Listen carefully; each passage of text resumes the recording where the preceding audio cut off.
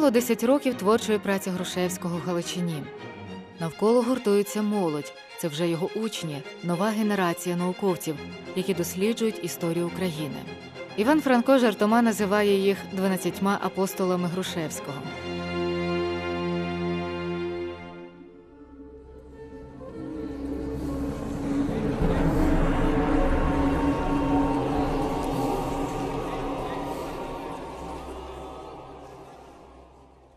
Михайло Грушевський закінчує 5-й том історії України-Руси. У ньому йшлося про суспільно-політичний та церковний устрій, про стосунки в українських землях 14-го, початку 17-го століття, від зведення Магдебурзького права в українських містах до Берестейської унії. Берестейську унію готували 150 літ, і вона відіграла важливу роль у подальшій боротьбі в середній Україні. З національного боку, унія справді була найзручніша тим, що відмежовувала українську стихію на обох фронтах – і супроти Польщі, і супроти Московщини. Але релігійна політика єзуїтів тільки зогидала цю унію в очах української суспільності. –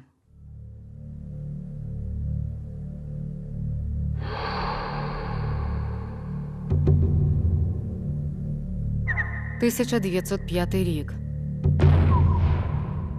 Поразка Росії у війні з Японією призвела до революції.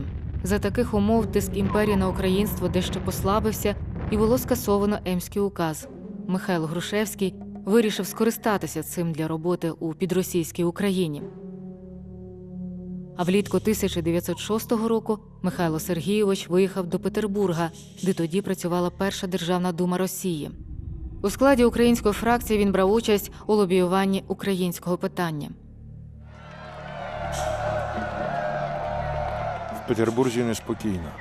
У самій думі балакають, що офіцери царської гвардії хочуть самочинно розігнати парламент. До речі, дума засідає в маєтку колишнього катерининського коханця Григорія Потьомкіна. За архітектурою палац важкий і похмурий. Взагалі я не люблю Петербурга. Може, тут грають певні асоціації, замішаний і збудований на козацьких кістках. Царський уряд дуже скоро розпустив думу, і зусилля української делегації виявилися марними. Проте Грушевський зрозумів, що українство живе і здатне до життя. На його переконання, постійним національним і культурним центром мав стати Київ. Усі інші міста могли бути тільки епізодами. І Грушевський вирішує повернутися до Києва.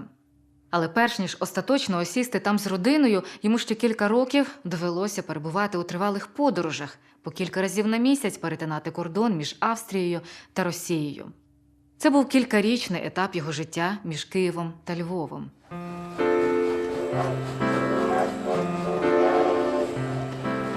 З різних країв до Львова батько посилав Катрусі кумедні листівки.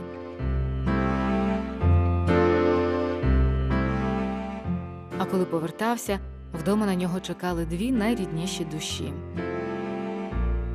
Між тим підростала донечка Катруся, але навчатися у польську гімназію батьки її не віддавали. Марія займалася з дівчинкою сама і давала їй гарну початкову і музичну освіту. Згодом їй найняли німкеню Бону.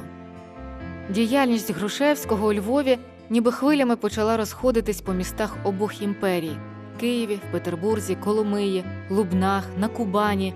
Усюди, де жили українці, почали самостійно засновуватися школи з рідною мовою викладання. З'явилися меценати, які фінансували нові українські видання. Ентушівці дуже багато часу проводили у львівських кав'ярнях за дружніми бесідами, обговорювали поточні справи літературно-наукового вісника. Улюбленими кав'ярнями були Монополь і Віденська кав'ярня. Особливо часто Грушевського бачили там із Франком. У Михайла Сергійовича нарешті з'явився власний просторий кабінет. Уздовж стін до самісінької стелі книжкові полиці, де можна було розмістити величезну бібліотеку. Усе було облаштовано для комфорту в роботі.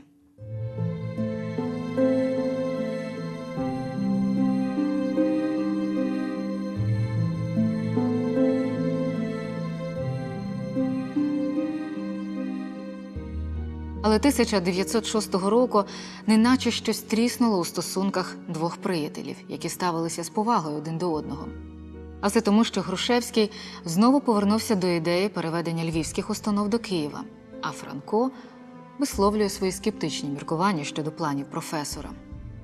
По Львову поповзли чутки про затирання Грушевським Франка і про образу Франка на професора. Грушевський відчайдушно намагався припинити ці плітки.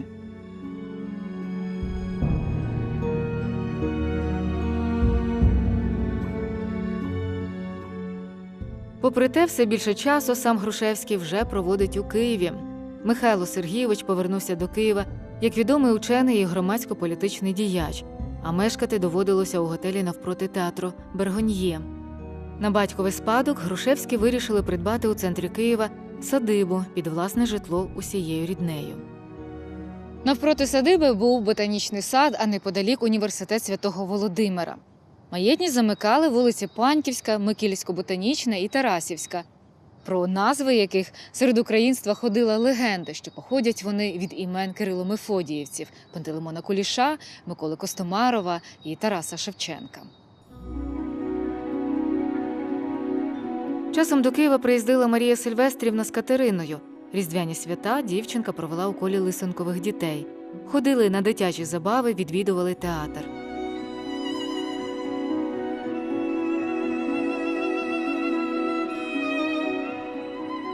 Сам Михайло Сергійович, спостерігаючи за будівництвом нового прибуткового фамільного дому, мешкав у Києві лише короткими наїздами.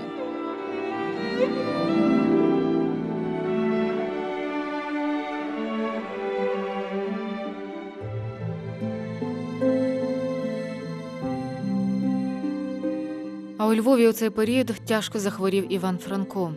Здавалося, усі ті негативні сили, що дрімали десь на дні душі у підсвідомості, тепер спливли на поверхню. Пополудні зайшов до мене Мочульський і пішли разом до Франка. Франко дуже баламутив, оповідав про візії Конашевича Сагайдачного, Хмельницького з бородою, про єзуїтські засідки на нього.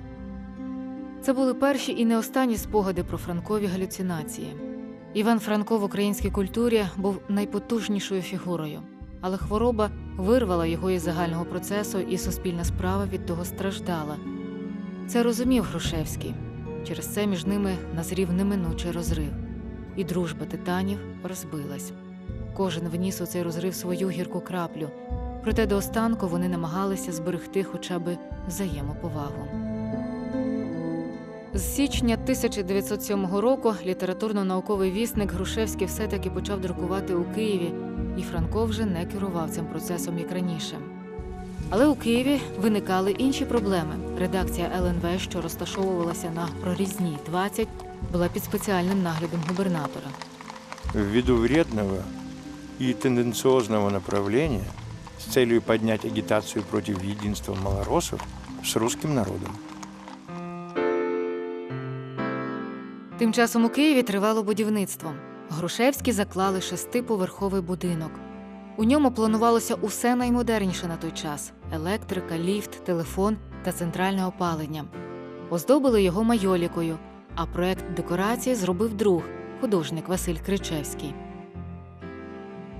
Будинок назвали «Дім Грушевських». Восени 1909 року родина Грушевських вселилася в свою квартиру на верхньому поверсі. Поруч була квартира Василя Кричевського. Решту здавали в найм, щоб погасити банківську позику за будівництво. На перший Великдень у новому домі Михайло Сергійович писав: «А я так люблю сей дім, і пишний ним, як дарунком краси Києву, людям». Вже давно мучило безсоння від нервової напруги та перевтоми. Влітку 1914 року родина Михайла Сергійовича відпочивала у своїй хатині в Криворівні над Чорним Черемошем.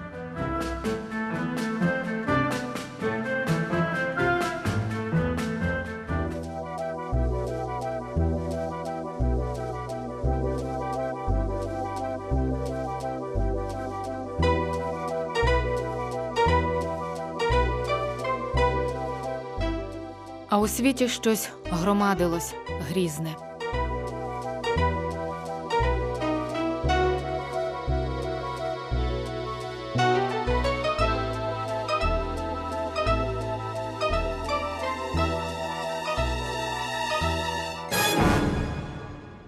Початок Першої світової війни застав Грушевських в Криворівні.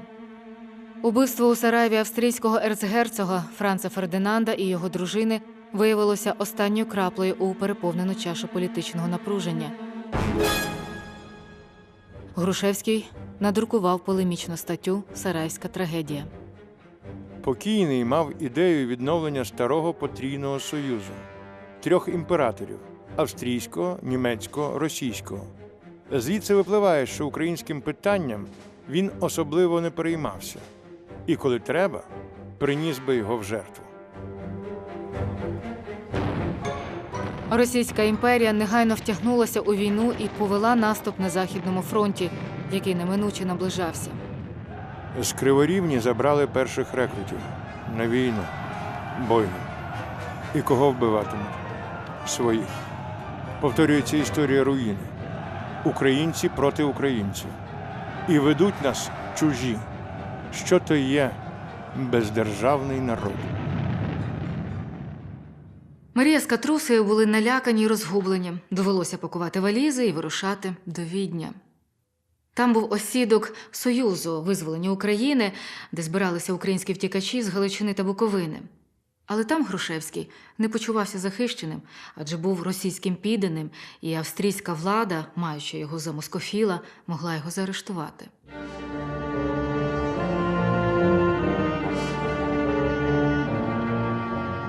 Проте й до Києва вертатись було небезпечно, бо Російська імперія не простила б йому зв'язків із галичанами і перебування в Австро-Угорщині.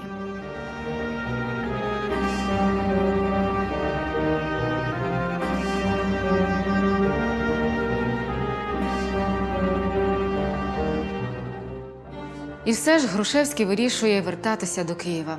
Якби всі тікали, то й України не було б. Збираємося додому, нас чекають. А як же ми перетнемо лінію фронту? Через нейтральну Румунію.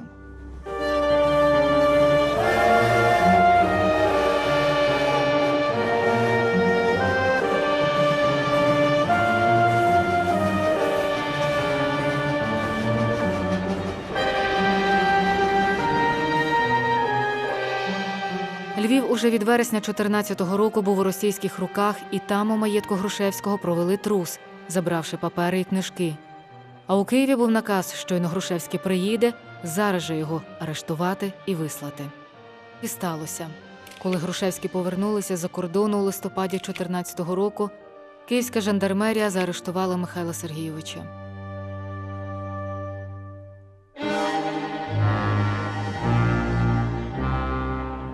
Допитували також і Марію Сильвестрівну, і 14-річну Катрусю.